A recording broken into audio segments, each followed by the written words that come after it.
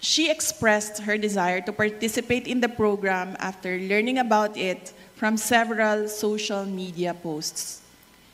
It was for me a demonstration of her character as a young Filipino with a dream and the determination to make this dream come true.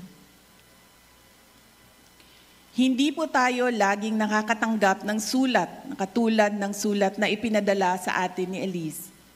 Nakita natin sa kanya ang mga ilang bagay na nais nating pamarisan ng ibang mga kabataang Pilipino. We selected Elise as a You Can Be Vice President participant as she joined me in Kuala Lumpur, Malaysia in February. After the program, we learned from Elise that she won as the Student Council President of Santa Cruz Integrated High School in Lubao, Pampanga. She